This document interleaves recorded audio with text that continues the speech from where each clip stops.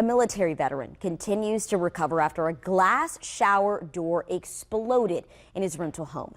Kevin Capel still wants to know what caused it, but is thankful his injuries weren't worse. I also sat down with an attorney who says you might be able to file a lawsuit if the same thing happens to you. Now, we do want to warn you that some of the images of the aftermath of that shower exploding may be difficult to look at. And I saw my foot for the first time, and it's a horrible mess. Kevin Capel is still healing. So they had to take a tendon from another toe to fix the tendon to the big toe.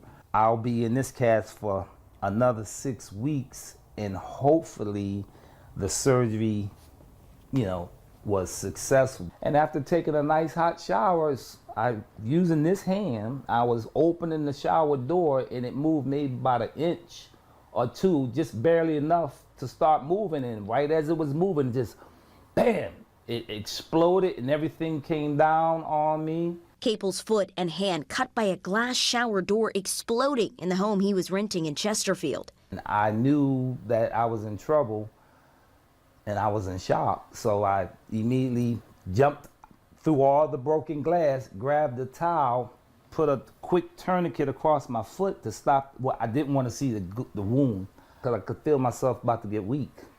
And I opened up the back door, called 911. I was sitting right on this couch, bleeding, until EMS came, and EMS took about 15, maybe 12 to 13 minutes to get here. Capel was treated at home, and instead of going in an ambulance, the military veteran eventually went to the VA hospital ER.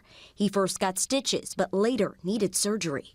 What I've learned is that it could have got a manufacturer's defect while it was being made, or it could have got a chipped or damaged while it was being installed, or it could be temperature related. So out of the three, I don't know if I can prove whether it was a manufacturer's defect. According to the Consumer Product Safety Commission, from 2012 to 2016, there were an estimated 2,300 emergency department visits from shattering glass shower doors. In 2018, the CPSC issued a safety alert for tempered glass. There is a mandatory federal safety standard for glass in showers, bathtub enclosures, doors, storm doors, and glass sliding doors. If it had a small chip in it while it was being installed, and over time, and I've been in there taking showers with extremely hot water over a period of time, if any of the water or that got into the glass where it was damaged, that could have made the glass door explode. In situations like Capel's, you could file a product liability case. You have to prove that they didn't comply with manufacturing standards, that other shower manufacturer doors